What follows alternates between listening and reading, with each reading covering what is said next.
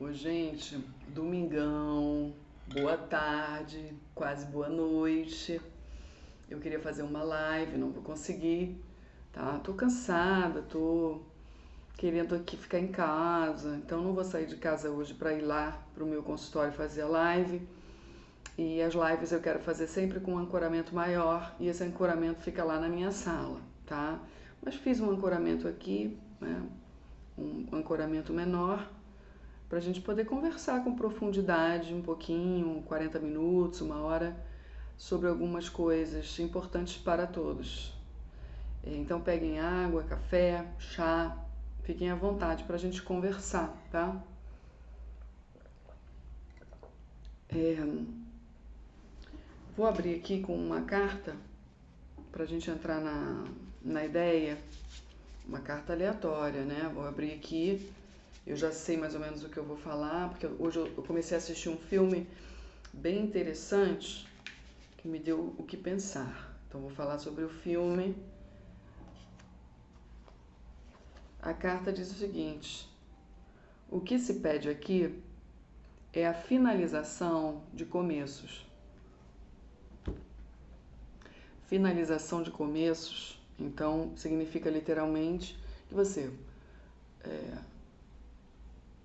comece e não desista, né? Aquilo que você começou, você precisa finalizar. E aí, dentro da ideia que eu queria trazer para a gente discutir do filme, é um filme que é uma história baseada em fatos reais, e isso torna a coisa mais interessante ainda, né?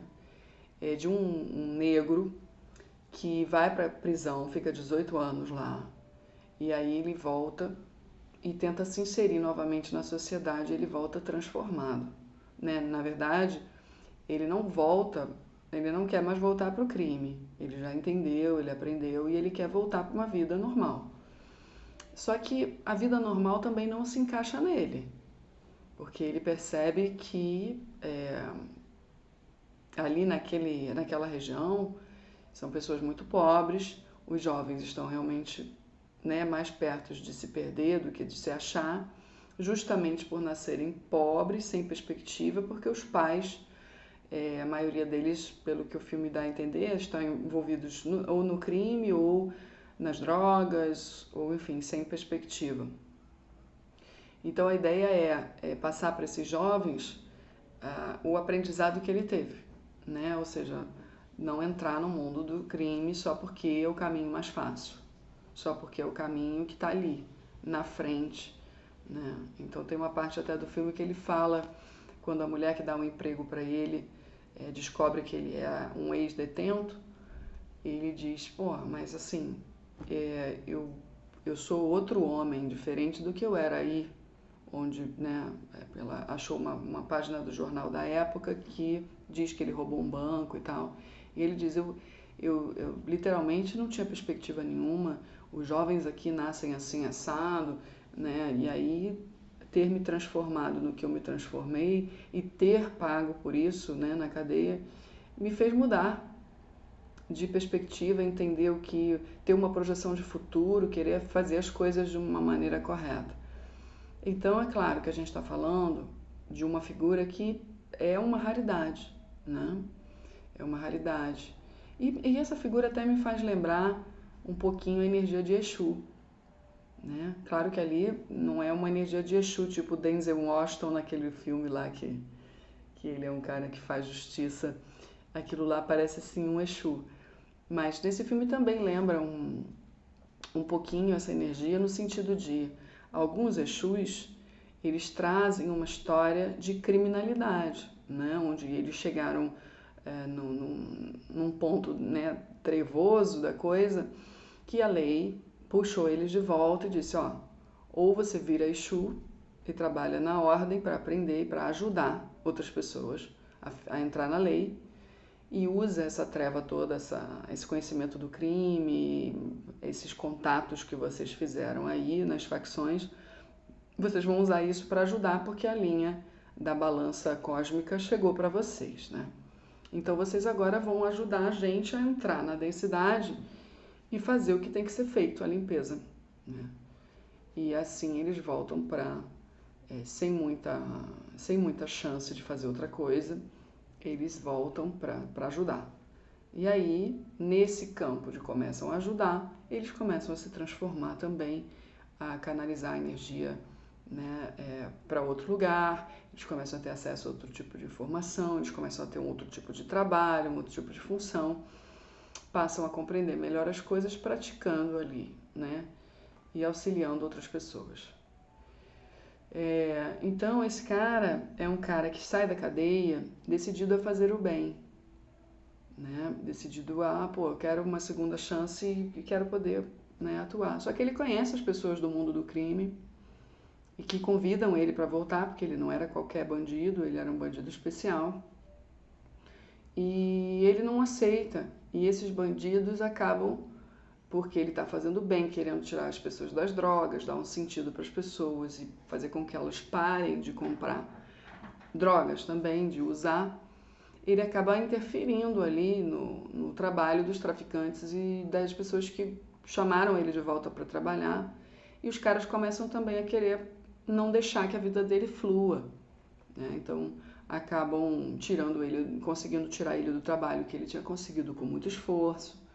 Depois isso acaba, como tudo na luz, acaba virando uma coisa legal, porque ele tem dentro dele, e é aí que eu quero chamar a atenção, a luz está no planeta Terra, né? Você percebe que esse filme é um filme bem pesado, a área que o cara está metido, a falta de perspectiva de futuro ali daquelas pessoas, a realidade das pessoas realmente é muito forte para baixo, né? Mas você percebe que ele foi para a cadeia, ficou 18 anos e ele volta decidido. Então ele tomou uma decisão. Eu decido não mais voltar para lá, e não só decido não voltar para lá, como eu decido ajudar outros que estão perdidos a não entrarem onde eu entrei. Então ele começa a passar essa mensagem dentro de onde ele pode. Só que os caras começam a atrapalhar a vida dele, e é o que as trevas faz com a gente, quando a gente decide mudar de lado e quando a gente decide fazer algo de útil. Isso faz parte. Se vocês não entenderem isso, vocês não entendem nada. Aí vai viver na vida se fazendo de vítima, de uma forma ou de outra. No fundo vai estar a vítima lá, né? A não compreensão, o vitimismo, a raiva, a rebeldia, a frustração e esses sentimentos, eles acabam minando a conexão e a real conexão com o que é a vida na Terra, né? Então a pessoa acaba se entristecendo, se limitando, né?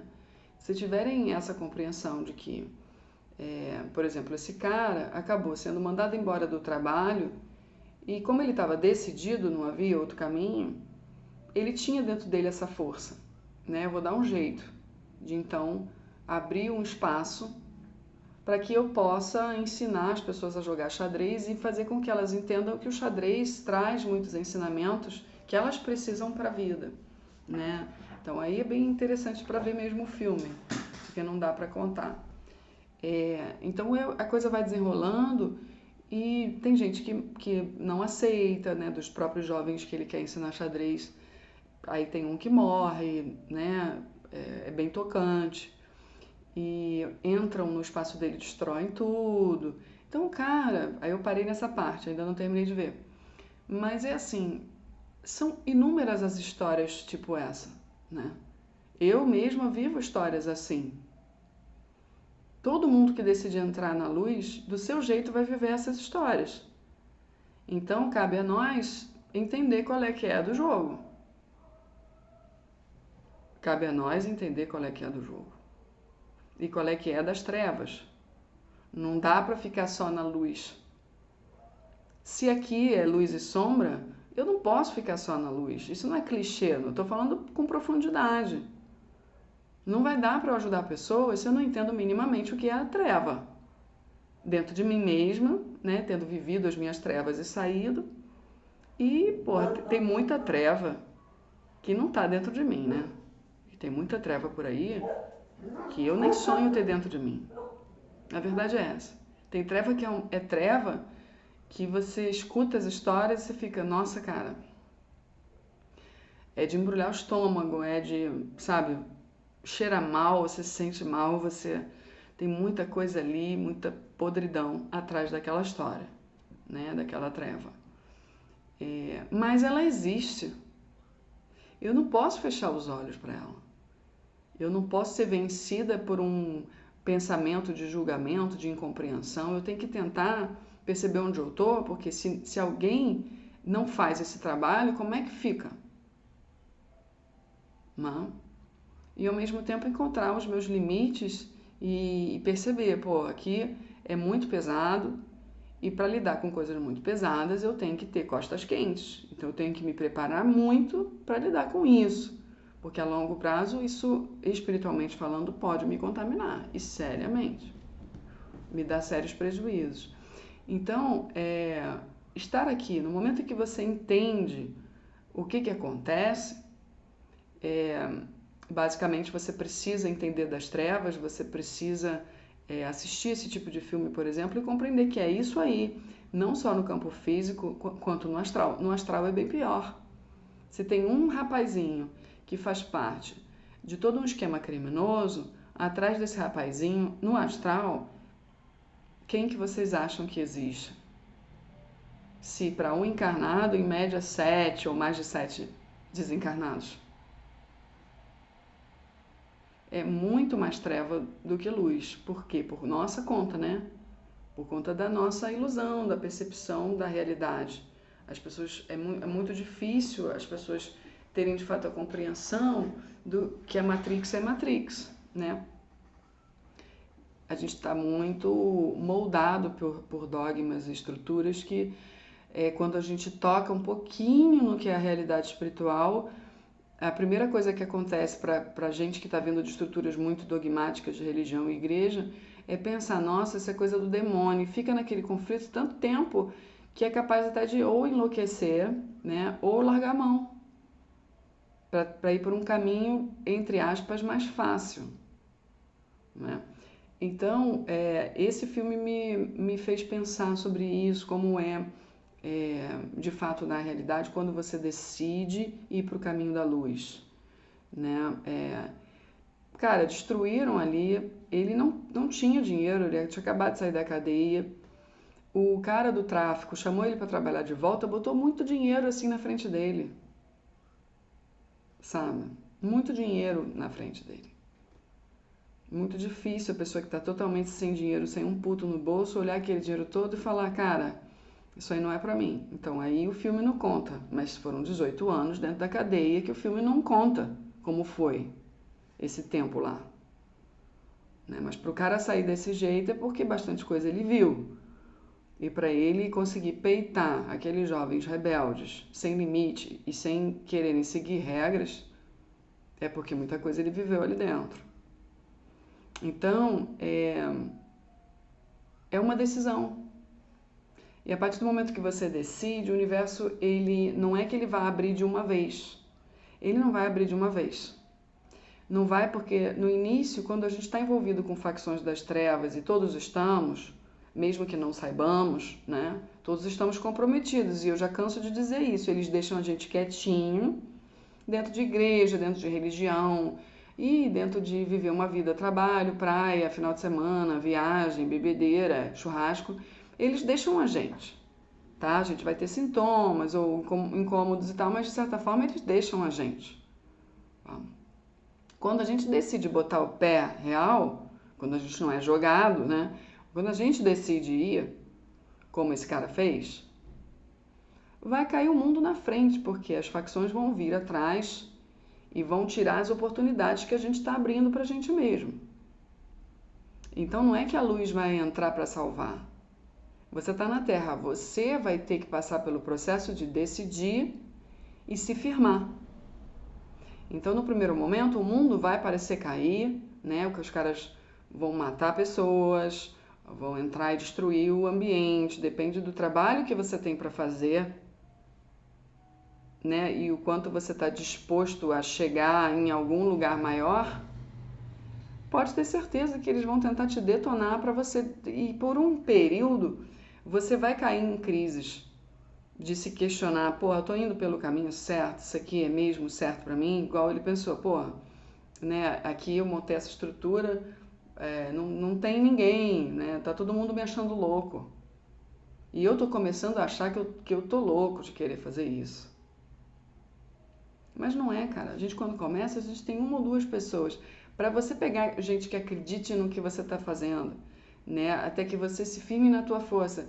E até que as pessoas comecem a deixar de ser arrogantes, elas têm que quebrar a cara, ver que você estava falando, tendo uma proposta de vida real para elas, uma proposta saudável, e que o mundo mais fácil não é o caminho, é uma ilusão. Até elas baterem cabeça e voltarem para você e apoiarem o teu projeto, cara, sabe-se lá quanto tempo isso vai durar, porque também tem muita treva envolvida. Mas a luz, cara, a luz é grande. A luz é grande que vai mostrando, para quem tem que mostrar, para quem está pronto, mostra um a um. E vai mostrando um a um e vai se firmando uma corrente do amor. De onde é que brota o amor? Da treva. É no momento que você se dá conta da treva que é, não tem outro jeito. É se render, é largar, é soltar, é amar, meu amigo. Não tem jeito. É um ajudando o outro, não há outro caminho. E você, para ajudar o outro, tem que primeiro ter passado pelo seu processo. Senão você entra em mais um engano, que é um dos maiores enganos que tem. Que lá na frente você vai ter que voltar mais de 10 casas, se você não tiver aprendido antes de fazer. Então, esse filme é, assim, maravilhoso, sabe? É a transformação de alguém, aí você torce muito por ele, mas dá tudo errado mesmo, sabe? E no início parece que as trevas estão ganhando, mas não é. É tudo para você perceber o quanta força você vai receber e quanta força você tem. Porque é no momento em que tudo acontece que a mulher vai lá, chega para ajudar, o outro vai lá e vê a merda que fez e volta, o outro para ajudar ele quando ele está sem força, quando ele está questionando a si mesmo, essas pessoas chegam e dizem para ele o que nunca disseram. É aí que as pessoas percebem que houve real transformação da parte dele. Que até então, 18 anos na cadeia, ninguém viu quem ele é de verdade agora. Como é que a pessoa vai acreditar? É com a ação dele. Então, quando tudo isso acontece, as pessoas começam a dar um retorno para ele. Poxa, eu realmente vejo você agora, diferente. Eu acho que agora é que você está fazendo alguma coisa legal, não desista, né? Então, é muito bonito isso. É claro que um filme desse não veio cair no meu colo nesse momento por acaso, né? Quando você se joga e salta, mesmo que seja quando você salta, mais ou menos segura, porque você está seguindo sinais, você tá vendo claramente que precisa dar os passos e você se joga, porque você não tem mais dúvida de que está sozinho, né? Quem está trabalhando com a espiritualidade, como eu, porque, gente, eu venho da ciência pura. A minha família não me deu a menor abertura para eu fazer os movimentos que eu fiz. Eu não vim acompanhada de ninguém. Esse sou eu por mim. Em tudo que eu fiz. Eu quase, assim, desculpa a expressão, tá? Quase tomei no cu muitas vezes, assim, comigo mesmo. Eu, em primeiro lugar, me questionando, será que eu estou fazendo a maior loucura? Mas eu me perguntava, mas para onde que eu vou voltar? Para lá? Não faz o menor sentido. Então era assim, eu comigo mesma e a espiritualidade que eu pedia muito para ela se apresentar de verdade e eu fazia os movimentos, né, para que ela pudesse se apresentar de verdade. Porque se eu não fizesse movimentos e ficasse em casa só rezando, acendendo vela, ou indo só para Umbanda, ou para o centro espírita, que era uma coisa que eu fiz primeiro, né, eu fui para o centro espírita primeiro eu fui meditar, né, depois eu fui para o centro espírita. Ou sei lá qual foi a ordem, mas uma dessas duas coisas primeiro. E claro, primeiro eu comecei a ler uns livros que me tocaram. Depois eu fui dando passos de acordo com o que os livros iam me dizendo. E os sinais iam chegando, e aí eu ia obedecendo. Mas era uma coisa assim, tão que não dava para ser só meditação nem espiritismo kardecista. Não podia ficar num lugar só. Era uma andança, era uma peregrinação que teria que ser feita. Senão não ia desbloquear os caminhos como tem que ser. Nunca você pode ficar fazendo um movimento que não gere muito movimento, né? E eu sentia um certo incômodo dentro do que eu vislumbrava fazer, né? Porque eu já vislumbrava fazer alguma coisa. Eu só não sabia como é que eu ia chegar lá, né? E eu ia dando os passos. Mas eu sentia aquele incômodo dentro, por exemplo, do centro espírita. Eu tinha muita coisa para aprender ali, por isso eu ia. Eu sentia que eu estava aprendendo, que tinha alguma coisa acontecendo, né? Mas, de certa forma, também sentia que não ia me entregar tudo. Não ia me entregar tudo. Não mesmo. Até pelo bate-papo honesto que eu tinha com as pessoas lá dentro, não tentei só de uma forma, tentei de várias formas. E as pessoas não aceitavam a linguagem de magia, não aceitavam. Eu sentia que tinha algo mais em mim, que precisava ser visto, e eles não viam o que eu via. Eu acho que eles nem levavam a sério o que eu dizia. Eu levava eles a sério, mas eles não me levavam a sério tanto assim, porque eles não tinham o alcance do que estava acontecendo comigo realmente, mas eu tinha em algum nível. Eu sentia a coisa tá muito, muito feia aqui, e aqui não vai dar conta. Aqui foi um belo passo, mas não vai segurar. E me dava muita vontade que ali fosse o lugar, que eu encontrasse tudo, mas não era, né? E hoje o que eu busco, né, com tudo isso, com todas as minhas andanças e transformações e resultados, porque foram muitos resultados realmente, né? Eu hoje estou quase onde eu quero estar, estou quase lá, quase. Assim, eu já poderia morrer bem se eu desencarnasse hoje, dentro do que eu fui, de onde eu saí, onde eu tô, eu já podia desencarnar bem. Mas eu ainda não cheguei. Eu estou quase chegando onde eu tenho que chegar. Ainda não cheguei. Então, todas as pessoas que eu atraio são pessoas que precisam de algo mais. São pessoas que precisam fazer mais movimentos. São pessoas que precisam descobrir mais universos. E, de certa forma, peregrinar mais. Para conseguirem juntar as partes de si mesmas e fazerem algo de bom com a vida realmente, espiritualmente, né? Integralmente. Então, é o que eu tento passar para as pessoas, além da parte da psicologia, que é inegável, que é a base do meu trabalho. Não estou dizendo que eu sou psicóloga, tá? Estou dizendo que a psicologia é a base do meu trabalho. É a base do meu trabalho. Não tem como ignorar que eu me formei lá em 2006 e antes de me formar eu já estava fazendo trabalhos sérios, graves, com pacientes graves, porque eu pedi na faculdade que me colocassem em lugares de emergência, em situação crítica de cirurgia, de grande probabilidade de ir a óbito e atender esses pacientes e as famílias. Então eu vi casos muito, muito graves já na faculdade. E depois da faculdade, eu fui estudar fora. Eu estudei Gestalt terapia em Toronto. Eu estudei inglês. Eu não fiquei parada e eu vivi coisas sérias lá. Eu vivi coisas sérias. Eu dei mergulhos bacanas ali, mas eu vivi coisas muito sérias de crise mesmo minha.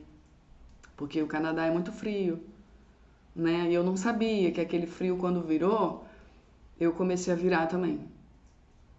Né? Existe aquela coisa da depressão sazonal, existe a coisa do sol, da neve, do gelado, né? A melatonina, todo o esquema que você precisa, né? Tem pessoas que precisam e que elas não ficam bem e aumenta muito o índice de suicídio nessa época do ano lá. E eu queria forçar uma barra, eu queria ficar mais e foi uma decisão minha, eu tomei sozinha, eu comecei a trabalhei até de forma ilegal para conseguir ficar lá, né? Mais tempo e ter a minha independência. Eu queria dar um grito ali de liberdade, mas não deu, né? Deu o que tinha que dar e foi muito bom. Estava super enturmada com o pessoal da Gestalt terapia lá no Instituto de Gestalt de Toronto. Foi uma experiência muito interessante, das vivências, das trocas. Cara, a Gestalt tem muita espiritualidade, porque fala da morte, da vida, da consciência, né? Então me dediquei a esse estudo lá, foi uma coisa muito intensa. Eu sou muito intensa. Quando eu voltei para o Brasil, continuei, gente, na minha intensidade. A primeira coisa que eu fiz foi buscar Gestalt, um instituto para dar continuidade. Entrei num grupo de terapia, comecei a fazer terapia de grupo, sempre fiz terapia individual.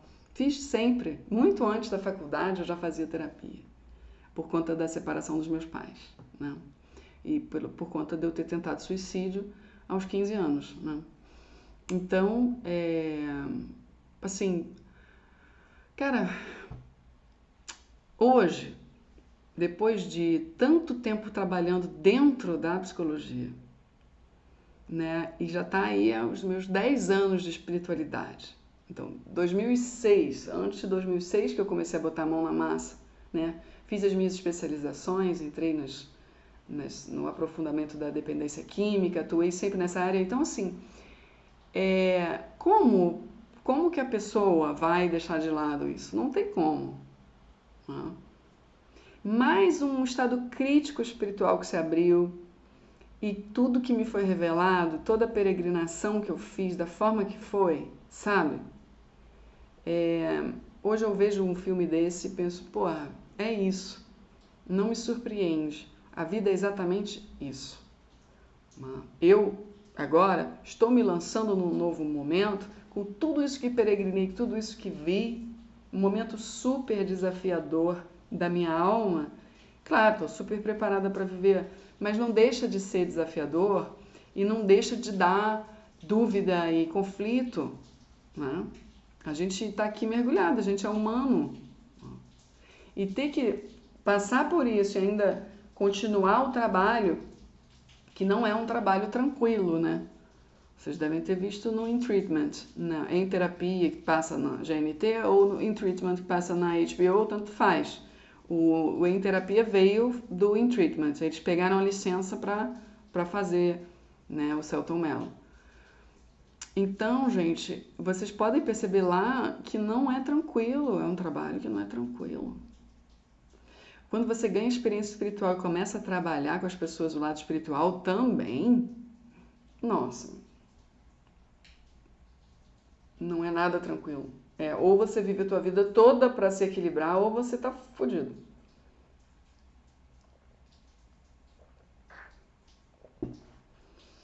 Porque não vamos combinar que a vida não é só espiritualidade. A gente tem uma estrutura que é a resistência pura, né? Para que você seja o melhor, para que você seja o especial, para que tudo gire ao seu redor, para que você consiga as coisas, que você vença, que você. Essa é a estrutura do ego. E todo mundo tem. E é uma estrutura que é assim, parece que a renovação da camuflagem é eterna. O contrato de camuflagem está assinado, sabe? Porque você descobre uma camuflagem, ela se camufla já. É natural o efeito camaleão aqui. Então as pessoas, quando o terapeuta começa a tocar no ponto, elas até conseguem ver, mas elas escapam. E aí, na hora, parece que tudo abre, né? Porque você tem o setting terapêutico todo montado, uma estrutura de espaço, né? Você ouvir, você criar um vínculo. Quando você saiu daquela estrutura e você mergulha na vida, você se volta contra o terapeuta, é a primeira coisa. Né? E junto à espiritualidade, então, fodeu. Então não é nada fácil trabalhar com o ego das pessoas. E as pessoas precisam. E elas, muitas vezes, chegam pedindo ajuda e não sabem o que elas realmente precisam. Ou qual é o alcance de um trabalho espiritual, por exemplo. Porque você não tem, muitas vezes, como dizer, o trabalho espiritual é esse. Se você for prometer um resultado e dizer exatamente onde você vai mexer, você é um charlatão. Porque não é assim que funciona. Você pode dar a dimensão, assim, o diagnóstico é esse, tá? Tem todas essas zonas aqui pra gente mexer. Só que quando a gente começar a mexer, o bicho vai pegar, a gente vai conseguir organizar grande parte, mas a vida continuará. Então não existe esse negócio de idealizar terapia, de idealizar terapeuta, idealizar trabalho espiritual e camuflar o ego pedindo para ser salvo, que não vai rolar, né? Pode acontecer uma grande coisa se você tiver com os 2 pés fincados no chão, sem a cabeça que viaja e bem humilde de quem você é, se colocando totalmente ali entregue, claro, na mão de quem está entendendo o que está fazendo, que minimamente, teve, além de muita vivência de peregrinação, se enfiou na ciência, se enfiou na espiritualidade, tem realmente muitos cursos e muitos anos de prática. Não tem jeito, não tem jeito. Porque os anos de prática garantem erros, acertos, testagem, a pessoa se conhece mais ainda, ela conhece os mecanismos do ser humano. Agora, imagina uma pessoa que não tem experiência em nada, nunca estudou nem psicologia, nem nada de psicologia e mete a mão.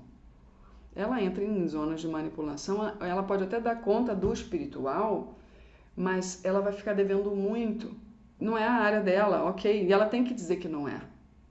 Ela tem que saber que ela está metendo a mão no espiritual e ela tem que devolver isso para a pessoa. E dizer, olha só, meu filho, eu fiz aqui a parte espiritual que cabia nesse momento, mas saiba que você não é minha área, você tem muitas manipulações, autossabotes que precisam ser vistos em processo psicoterápico, sem que você manipule a relação. Precisa ser profissional. E isso vai andar, se você fizer, vai andar muito melhor a parte espiritual. Então, eu acho que sim, vale muito a pessoa fazer um processo de terapia com um psicólogo, com um psicanalista. Eu já falei que eu tenho minhas reservas, né? Porque eles estudam menos e estudam Freud. Então, vamos combinar que, sinceramente, é muito fácil o psicanalista ser um ser grandão que não entendeu muita coisa. Ele acha que entendeu. Tá? Mas é um ser que geralmente fica muito grandão, muito limitado dentro da ação mesmo de terapeuta. Eu não aconselho que as pessoas busquem somente um psicanalista. A pessoa não pode ser só psicanalista. Não concordo com isso. Eu, Daphne, tá bom? Eu não concordo pelo seguinte, se você entrou para fazer psicanálise, você tem que fazer psicologia. Você vai ficar limitado, seriamente limitado. Então, se você quer ser psicanalista, você faça psicologia antes. Entendeu? Porque vão ficar te devendo muita coisa nesse curso de psicanálise. E coisa importante para você dar conta de processos de manipulação e de tudo. Tudo. De tudo, de esquema mental, tudo. Porque Freud deixa muito a desejar. Freud e toda a galera que vem com ele, sabe? Não vem não. Porque a experiência é aquilo, experiência empírica. A minha observação das pessoas que eu conheço, que foram muitas, que fizeram psicanálise, são pessoas que se acham grandonas, com um conhecimento bastante limitado e uma coisa muito rebuscada em Freud, como se Freud fosse o detentor de... Isso não existe. Pode esquecer.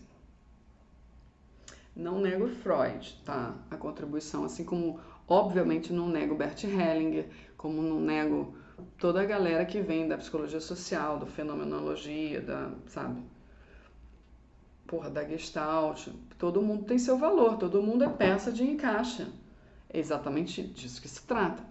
Todo mundo é peça de encaixe. Eu não posso pegar uma peça como se aquilo fosse tudo e explicasse tudo e desenvolvesse tudo, me desse capacidade de entrar nas profundezas assim, com tudo. Minimamente, quem quer ser psicanalista tem que fazer psicologia antes. E quem é terapeuta já pode ter nascido terapeuta, mesmo antes de fazer psicologia. Por isso que existem terapeutas muito bons dentro do holístico, que eu bato palma, mas assim, também deixam a desejar porque não fizeram psicologia. Porque a psicologia é um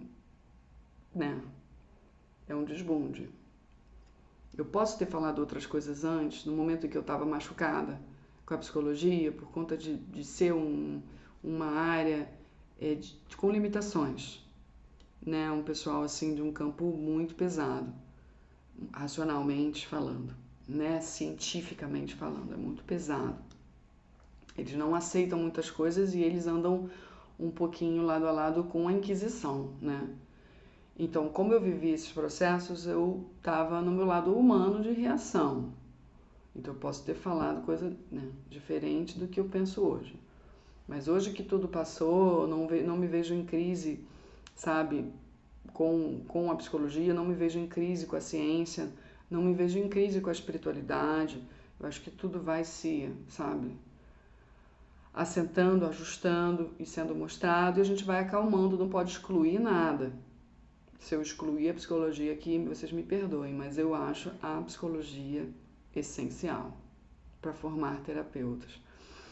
Porque você vai lembrar de muita coisa que você já sabe, que a tua alma já viu, né? Você vai pisar com os pés na terra, vai entender um pouco a ciência. A ciência é extremamente importante. A ciência, poxa, sem a ciência a gente já estaria morto muito cedo, né? A ciência prolonga a nossa vida. A ciência pesquisa, a ciência comprova, a ciência é muito, muito importante. A gente está na Terra, é matéria, é ciência. Por isso que esse bando de gente dentro da espiritualidade viaja, né? Porque se coloca na mão dos espíritos, por melhor que sejam. Você pode começar a se colocar na mão dos espíritos, sabe? É um caminho importante, se colocar na mão deles, do tipo, hoje, muita sabedoria que sai da minha boca, eu não imaginaria que existia. Passa uma força, e essa força passa a informação que vem do alto, através de mim. Existe essa entrega, eu preciso deles para fazer isso. Muitas respostas eu encontro fazendo isso, para mim mesma, né? Então, uma sabedoria do alto, o meu trabalho necessita dessa sabedoria e dessa força. Mas eu sei que em muitos momentos, como sou eu que estou encarnada e eu que estou na Terra, na matéria, eu preciso dominar ciência, aspectos científicos, livros, estudos, ciência, gente, neuro, biologia, sabe? Para que eu possa tratar integralmente alguém e ajudar a espiritualidade, né, a fazer o que precisa ser feito com aquela pessoa. O trabalho no psiquismo dela. Porque quando ela desencarna, ela perde o corpo físico, mas o psiquismo continua o mesmo. Nada muda. Muito pelo contrário, piora. Então, muitos espíritos que trabalham comigo me deixam trabalhar dizendo isso. Ela, falando de mim, ela domina isso melhor do que eu. Porque quando eles estiveram encarnados, eles não estudaram esse tipo de coisa. E quando eles estão no astral, eles não foram para lugares de psicologia estudar ou de neuro. Eles estão fazendo outro tipo de atuação, outro tipo de estudo. E a gente se complementa. Eles nem precisam se preocupar com isso, porque eles vão andar com alguém aqui na Terra que se comprometa a fazer isso. É o mínimo que eu posso fazer. Então, às vezes, eu até não preciso nem me preocupar muito mais hoje em estudar a espiritualidade. Embora seja algo que eu sempre queira estudar, eu não precisaria estudar tanto e o meu ritmo já mudou muito. Porque o meu canal espiritual já está mais aberto. Eles já entram e já... O que tem a ver com espiritualidade, eles fazem melhor do que eu. Através de mim. O que eu tenho que trabalhar é o meu soltar, o meu autoconhecimento, né? E tudo para ir fazendo a sintonia bem fina, para ficar bem legal, né? E aí quando eu tenho que entrar com a força da terra, que é a minha decisão, a minha postura, o meu livre-arbítrio tem que estar bem baseado em moral, valores, coisas legais, né? Que eu faço melhores escolhas e eu ajudo mais, sendo uma pessoa mais, né, para cima do que para baixo. Eu posso ser para baixo, porque estou na terra, existe a densidade e a sombra. Mas eu preciso estar sempre me observando para que eu não seja uma pessoa incoerente. Então, meu trabalho hoje, e vocês podem ver na série In Treatment, que ele não tem espiritualidade, ele é psicólogo, né? Ele é shrink, ele é Dr. Paul. Então, Dr. Paul, ele tem crises sérias de pensar assim... Quem sou eu? Porque ele sabe que não é leve a vida dele e os conflitos que ele carrega. Então, por isso que ele vive zoado também, né? De um lado para o outro, sempre se envolvendo demais com os pacientes e não dá conta de sustentar, porque falta a parte espiritual para ele. O que seria isso? Né? Reconhecer que existe algo maior que ele, né? A estrutura que sustenta a vida, e ir mais a fundo nessas perguntas e respostas. Né? Entrar mais nesse lado de profundidade, que não seja só comandado pela ciência, que acaba tendo limitações. Então, no campo espiritual, ele pode aprofundar. Tanto é que quando ele está tendo aquele bate-papo com a terapeuta dele, que né, quando o pai dele morre, né, e a terapeuta fala, porque o pai dele morreu com ele ali. E a terapeuta diz: seu pai, quando te viu e ouviu tudo o que você disse, ele pôde relaxar. Ué, mas o meu pai não estava ali. Meu pai já estava no último estágio de Parkinson, não estava mais consciente, nem estava ali. Como é que você pode dizer que, além de ter me esperado, ele ouviu tudo o que eu disse e relaxou? Teve um outro tipo de diálogo também aí dentro. Mas ela disse, ué, só porque eu sou da ciência, eu não posso admitir que existe um outro tipo de conexão entre pais e filhos? Então, e ele fica meio surpreso com essa abertura. É isso que a psicologia faz. Só que aí o que os psicólogos não entendem, que a ciência ainda não entende, e eu entendo, tá, essa estrutura, é que eles vão se tornar pessoas demagogas. E o que importa na Terra é você sair melhor do que entrou e se transformar de fato. Né? Não é você ficar só dominando processos mentais, racionalizando, analisando, intelectualizando. Você vai ficando muito grandão, e o que mora dentro do grandão? Um coração fechado, que se sente pequeno, né? Cheio de dores e traumas que jamais serão acessados pela ciência.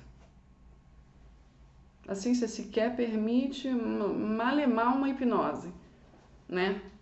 Uma hipnose bem assim, que não descarto, é uma peça, né? Que já mudou a vida de muitas pessoas. Mas só a hipnose não dá conta, né, gente, de tudo. Não tem como. Aí tem estados hipnóticos que a pessoa não entende, o terapeuta não alcança, porque ele não fez a parte dele holística integral, entende? E muita gente vai pro lado holístico e não vai até a página 2, não tem um avanço, fica ali na acupuntura, fica no reiki, não vai, sabe?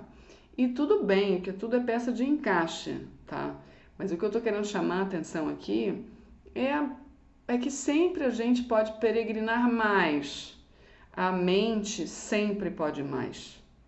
E as pessoas querem sempre o seguro. Então elas fazem um pequeno movimento que foi diferente, elas já querem parar ali. É isso que eu tô falando. Na minha vivência eu também queria ficar lá no espiritismo kardecista. Para mim teria sido, na época, muito bom se encontrar tudo ali, sabe? Mas algo dentro de mim disse que não estava ali, né? Infelizmente. E aí eu tive que ir mais um pouco, enfrentar ainda mais dogmas dentro de mim mesma, porque eu já tinha avançado demais para chegar no kardecismo. Do kardecismo para outra coisa é ainda mais. Então, se você não pira no meio do caminho, meu filho, você se torna um excelente terapeuta. Sabe? No sentido de, pô, pensa, toda a bagagem que eu trago, pô, vivenciar tudo isso, pô, ajudar as pessoas é tranquilo, no sentido de tem desafio, muitos conflitos, é pesado, mas é tranquilo, dou conta, entendeu? Olhando para trás, você olha para frente, fala, nossa, tem muito mais ainda para chegar e eu já entendi qual é que é. Entendeu? Agora, cada um tem seus karmas para viver, situações kármicas que abrem, as janelas do inconsciente que abrem.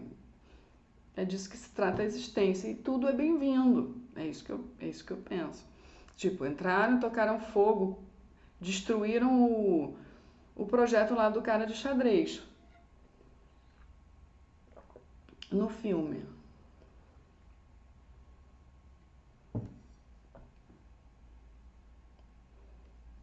Eu, Daphne, ia sentar e chorar, com certeza ia bem me descabelar sozinha, claro, né, meu bem? E eu mesmo ia sair daquela porra assim, ó. Ok, estou na Terra. Desistir não é uma palavra. Desistir não é uma palavra que esteja no meu vocabulário. Depois de tudo que eu vivi, já entendi, entendeu? Então, meus queridos, vamos integrar essa coisa de que o que se pede aqui é a finalização de começos. Dentro de tudo que eu estou falando cara, todo mundo aqui tem uma alma que apita pelo mundo avançado. Sempre pode mais, vamos lá, você consegue. A alma, ela tem sede de exploração e de chegar em vários lugares. Só que o ego tende a se perder, porque ele quer a zona de conforto, ele quer controlar, ele quer manipular, ele quer ter razão, ele quer a verdade. Então, nesse caminho que a alma fala, vai lá e se joga, você vai ter vários bloqueios e freios e manipulações e resistências que você às vezes até nem percebe. E quando você vê, você já entrou e já perdeu aquela oportunidade. Ponto. Paciência. Continua o que você começou. Pode não ser nesse formato, esse bonde aqui você perdeu, mas vai vir outro. É essa a ideia desse vídeo para vocês hoje, tá? Peço perdão por não fazer a live, eu vou tirar uns dias de férias essa semana e na próxima, tá? Estou precisando de férias e, por favor, que meus pacientes não sejam como os pacientes lá do Dr. Paul Weston, maravilhoso. Com tudo, ele para mim é maravilhoso, com tudo de imperfeito.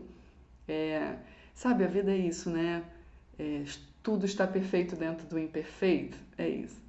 Quem está olhando, remando, querendo ver, é maravilhoso para mim. O trabalho que ele faz é maravilhoso, as pessoas ele realmente ajuda, elas que têm problemas, o problema é delas, que projetam tudo nele, e ele, o problema dele também, que eu entendo ele, estou vendo de fora, e penso, porra, tá cagado porque tá limitado, mas tá dentro da realidade dele lá tentando e fazendo, então por isso que eu acho ele maravilhoso, né? Ele tá sempre em movimento e desistir também, embora ele tenha uma depressão de base, uma história forte de mãe bipolar e tal, disso entendo eu, né? Então eu estendo a ele toda a compreensão da dificuldade que viver com uma mãe com transtorno psiquiátrico, puxa o pai ali todo cagado também, médico é foda, né? Médico é arrogante, médico é arrogante porque lida com, igual psicólogo, igual advogado, lida com vidas, com muita responsabilidade nas mãos, pessoas doentes, precisando de proteção. É bem complicado entrar aí. Então eu adoro essa série por causa disso, né? Então ele vem dessa história de pai médico, mãe com transtorno psiquiátrico, de fato, uma criança que poderia ter se perdido em idade adulta, não se perde por conta da psicologia, isso para mim está claro.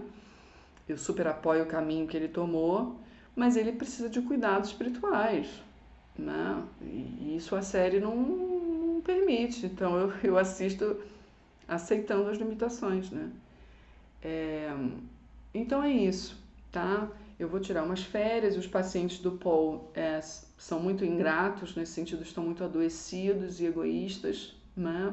Tudo gira em torno do problema deles, do umbigo dele. E o Dr. Paul tem que ser perfeitão ali, né? Embora isso, é uma dicotomia, né? Eles estão doentes e estão loucos para saber da vida do terapeuta. E o terapeuta ali sempre tá tentando dar uma bela de uma enrolada, louco para se envolver ali, entregar a vida dele, ele não entrega. Mas aí entrega, mas não entrega, então não se assume, né? O problema dele é esse é um problema. Mas é problema dele. Ele não se assume, ele não se entende, ele não tem a resposta global, não encontra tudo, né, que precisa, então ele ainda está adoecido, né? Tem uma parte bem adoecida ali. Tudo gira em torno de pai e mãe ainda, infelizmente, sempre será assim, mas a psicologia tem essa limitação, né, de não abrir para outras coisas, para chegar a uma liberação maior. E os pacientes, quando ele tira uns dias para ir para o funeral do pai dele, não entendem. Um tenta se matar, a outra some, fica rebelde, o outro foge lá do não sei onde. Então, e ficam putos com o terapeuta, porque o terapeuta desmarcou a sessão uma vez na vida, né? Bom, esse problema eu não tenho com os meus pacientes, graças a Deus, né? É isso que eu tô dizendo aqui, vocês são maravilhosos. Eu vou tirar umas férias, eu tenho certeza que vocês estão assim, porra, com certeza, vai lá, tira, volta bem, sabe? Por quê? Porque a gente tem esse jogo limpo. Eu tô falando sério. Eu realmente, toda vez que eu tirei férias, o que eu tirei dias, eu sempre sou honesta. Quando eu tenho que desmarcar a sessão, eu falo, ó, não tô legal, tá? Tô com dor de cabeça, eu tô aqui, aconteceu uma coisa aqui. Eu sempre jogo limpo porque eu acho que esse Dr. Paul, que é maravilhoso, se ele jogasse mais limpo, sabe? Ele não teria metade dos problemas dele. E a psicologia pede para a gente não jogar limpo. Porque a psicologia é uma ciência. E a ciência tem base no medo do que é a espiritualidade, de fato. Né? Porque a gente tem um passado, não podemos ignorar a história de uma briga entre ciência e religião. E religião não é espiritualidade. Então, assim, isso está no inconsciente ainda dos terapeutas, eles seguem a cartilha, o protocolo. E o protocolo tem sérias restrições. Né? Então, eu, Daphne, surfo a minha própria onda e eu vou testando e vendo. O paciente que é folgado, o paciente que está muito doente, que está muito arrogante, muito egoísta, ele toma na cabeça, claro, para aprender, na marra, né? Porque tem casos que tem que ser na marra, na lata. Não tem essa, você não respeitou o processo. Não existe isso. Eu respeito muito os processos. Eu respeito muito o ser humano. Mas o ser humano que vai se enforcar ali na frente, para mim, ele precisa ser alertado. Para mim, às vezes, um pai que deixa passar, sabe, uma lição, ou um não, ou um limite, porra, isso não é pai. É por isso que a terra tá do jeito que tá, entendeu? E o pai também que sai dando cacetada desnecessariamente também. Então é só o que eu peço, assim, para os meus pacientes quando eu der a cacetada, para e pensa, porque eu não gosto de dar cacetada à toa. Não mesmo. Eu não acho que a cacetada à toa sirva para... Ela, pelo contrário, ela serve para tirar a pessoa, sabe, de perturbar, entendeu? E aí você joga a pessoa num lugar que são essas crianças que ficam sem identidade, sem autoestima, sem nada, entende? Porque elas foram maltratadas, na verdade. Elas foram invadidas, elas foram, humilhadas, desrespeitadas. Então, não é bem por aí, tá? Não tenho essa cabeça, não mesmo. Tá bom? O papo tá maravilhoso hoje. Eu amo vocês, muito obrigada por tudo, pelo apoio, pelo carinho. Muitos de vocês me acompanham há muito tempo, né? Muita gente aqui é meu paciente há muito tempo, vai e volta. Muita gente tá firme, sabe? Outros estão chegando, né? Tem uma leva chegando, meu trabalho está mudando, ele está se transformando. Muita gente está estranhando e está indo embora, né? E muita gente está chegando. Então é assim que é a vida, né? É o trem da vida. E eu tô nele, tô nele, não vou saltar não, eu tô indo, tá? E eu agradeço a vocês que chegam, que ficam, que vão, que voltam. Sejam sempre bem-vindos. Beijo.